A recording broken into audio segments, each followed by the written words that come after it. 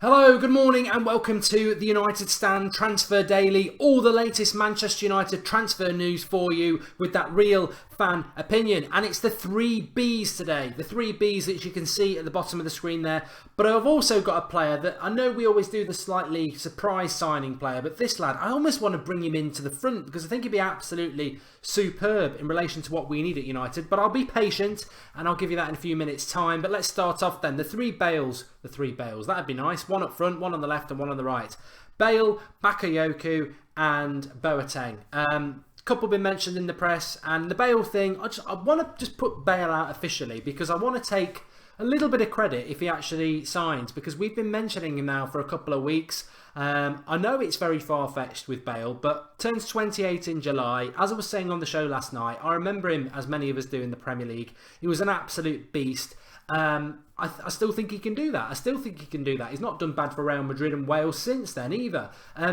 There's a lot in the press. The reason I want to mention him today, because there's a lot in the press yesterday and this morning a bit, sort of saying that if he's not picked in the Champions League final on Saturday against Juventus, then that's a big green flag that he'll be leaving and Manchester United would be the logical choice. Which, to be honest, when you think about it, where's Bale going to go from Real Madrid? Not going to go to Barcelona. Not going to go to Italy, not going to go to France. He's going to come back, and I think Manchester United would fit him like a glove. However, I wouldn't necessarily rule out somebody like a Manchester City or a Chelsea, but I think Liverpool can dream on. Manchester United, yeah. And would you take him? Well, like I say, 28 in July.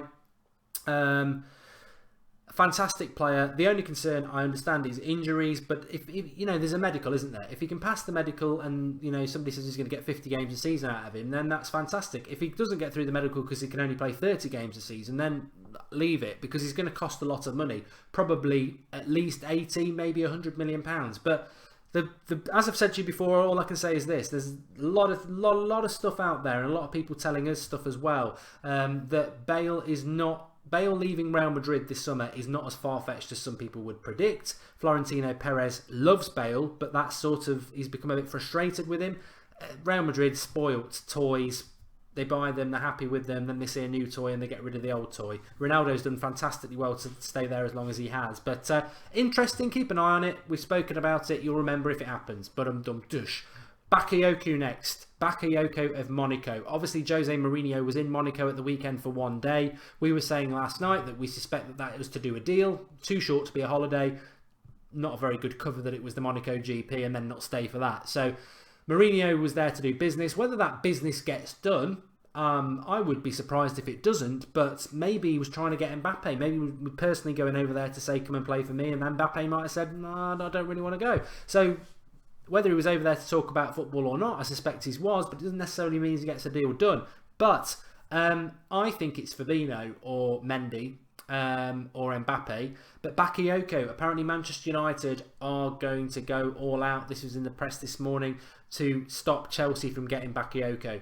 To be honest with you, I'd just take a little slow jog and let them run past. I'm not convinced about Bakayoko. And there's the famous tweet from some Liverpool fan that got a lot of retweets last week, where we tweeted out in February time, I think it was. I'll be generous. It might have been January, but certainly might have been February. Bakayoko's the man to sort our midfield out. Potentially one of the best defensive midfielders in the world. And then in May, we tweeted out, don't want Bakayoko. He's not all that. Honestly, I actually thought Bakayoko might well be the answer back in February, but having seen him play a lot more over the last few months, I've got massive concerns about him. He's not particularly quick. He's not particularly great at reading the game. In fact, he's very much on a level of Fellaini on those two things. About as quick as Fellaini and reads the game like Fellaini. I don't think very, very good at all. Slightly better on the ball, but this is, 6 foot, so he's not massively tall either. I don't see him as the centre defensive midfielder that we need at all. I think Fabinho is far, far better. But doesn't mean it won't happen. I just would have concerns about him. I don't think he's good enough in my mind. And Jerome Boateng at Bayern Munich. Centre-back, formerly of Manchester City. Done very well since he went to Bayern Munich. Didn't do so well at Manchester City. 28 years of age. Experienced centre-back. Apparently Manchester United are quite interested in him. I think we get linked to him every summer, to be honest. Would I take him at Manchester United? I think I would. I think him and because he's about 6'3", so him and Bailly would make a very powerful and athletic centre-back pairing with good pace. So I would certainly welcome him. If you're asking me who I would take, Boateng at 28 and the experience he's got, or Michael Keane, I wouldn't definitely say I'm like massively Boateng, but I would take him because I think he's a better centre-back at the moment. But if Jose believes that Michael Keane is potentially a very good centre-back, then you've got to back him. So yeah, an interesting one in relation to that. But I'm going to bring in the left field signing here because this is somebody I really do want to mention, and he is a centre-back for Atletico Bilbao. So when they were talking about Laporte on the Skype show towards the end yesterday, one of the callers said, what do I think about Laporte? Well, I like Laporte at Bilbao, but he's got I think he costs about £50 million, his release clause. And this lad I'm about to mention here, Alvarez, he was named in the Liga's 11 for the season as a centre-back. I can't remember who he played alongside, but Godin, I think it was. Atletico Bilbao centre-back Alvarez. He is just 22 years of age. He actually, and this is, I'm only throwing this out just for a little bit of information about him for you. So he's 6 foot. He actually had a cancer scare this season. I think it was around December time, but he still played about 30 games for Atletico Madrid. Testicular cancer, which I think he's had the all clear from. But I mean, that's by the by. I mean, and fantastic that the lad has appeared to make a full recovery from it. But he's got a €30 million buyout clause, so that's just over £20 million. And this is for a 22-year-old who's had an amazing season at Atletico Bilbao. 6 foot. Very, very good in the air. I tell you what he reminds me of, and don't hold it against him. From what I've seen of him, he reminds me of a John Terry type centre-back, but he's also very good on the ball and quicker. Very tenacious. Likes to get his head and foot in there. Very good in one-on-one situations. Brilliant at reading the game. And I think as a foil for I'm trying to think of, for Eric Bailly, he would be absolutely brilliant. You've got the height and the athleticism of Bailly and the power. And then you've got this lad who's like, a bit like a Vidic really, really wants to get involved, very, niggly with strikers. Still got good height at 6 foot and he's not bad in the air, but very, very good at getting his foot in and reading the game and running with the ball, and he's quick. I really like him a lot. Again, not linked to him at all, but it surprises me that we're not, because Mourinho is well known for picking defenders up from like Spain. And we've got a bit of a link with Herrera at Atletico Bilbao, and I think at 22 years of age, maybe Michael Keane's around that age, isn't he? I really like him, and I think he will become one of the best centre-backs in world football in the next few years. Interestingly enough, Atletico Bilbao's manager, I forget his name, Verande, isn't it? He's gone to Barcelona as their next manager, which, when we were talking about Herrera to Barcelona last week, obviously this... Valverde, I wrote it down. Ernest Valverde, Veranda. He obviously managed Herrera at Atletico Bilbao, or he has some connection with him, because it was, and that's meant to be why Barcelona are sort of after Herrera. So I don't think Herrera will go, but that's probably interesting about that. But Barcelona do want Alvarez, and obviously their manager has just gone to Barcelona, so that might give them a heads up, because to be honest, he probably suits Barcelona in the way they play, and the fact that he's good on the ball, but he's very good in one-on-one situations for a team that wants to attack. So I really like him a lot, and I think it's interesting as to what might happen in relation to that. And everybody we've mentioned today, I don't expect us to sign Alvarez, but he is a player that I like, and I've not mentioned him before. Matuidi and Griezmann. Griezmann, Atletico Madrid are still swearing blue murder that he won't be coming to Manchester United. I'm not concerned about that. I still think it will happen. Maybe it's not going to happen as soon as we thought. Maybe in the next 2 weeks. So I don't expect that time. There's always a yawn at some point, isn't there? It's coming towards the end.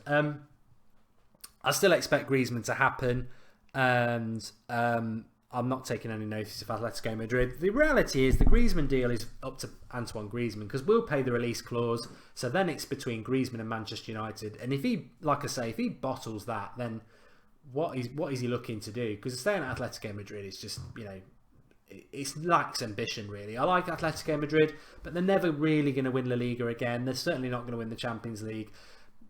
they are what they are. He should want to go to the next level and challenge himself, and I'm sure he will. And I just want to give a shout out to Blaise Matuidi, because obviously Bakayoko's somebody we're in for. Matuidi's actually 30 years of age now. He's around the same height as Bakayoko, but he's way more mobile. He's better at running with the ball. He's quicker. I think he reads the game far better. Yes, there's a big age difference, because I think Bakayoko's 22. But we've got Fosu Mensah. I would love to take Matuidi. His contract's up in 2018, so he's got a year left on his contract. Bakayoko's got 2 years at 2019. So all you're getting with Bakayoko is youth, but he's not as quick and mobile and doesn't read the game as well. Matuidi, get him in, cheaper, same agent as, it's Mini Raiola again. He's cheaper, probably getting for about 20 million, and he'd be the perfect tutor for Fosu Mensah. So Matuidi's the one I would like, in conclusion. There you go, I've said it, and I mean it, I would. Get commenting below. Give us your thoughts on today's show in relation to what we've talked about. Anybody else you're interested in, you want us to mention. Join the debate. I'm back at work today, so get involved in the comments below and have your say. And I must just say, I forgot to say it on the show last night, we have the United Stand forum has opened up now, so 24 hours a day you can talk United. We've got a transfer forum, youth, all sorts, everything's in there. So I'll put the link in the video description for you, because I know you all love the live comments and you love the comments on here, but we've actually got a forum now that is 24/7, that you can just have back and forth chat all night, all day, whenever you fancy it. So get on the United Stand forum and give it a support. Paul runs the website of things with Ash, and they do the podcast as well, which I'm going to start letting people know about, because a lot of people aren't aware of that. But get involved, lots to talk about, and I'll be back tonight at 8:30 live on the United Stand as per usual. Thanks for watching, and remember to drop the video a like. I'll see you all soon.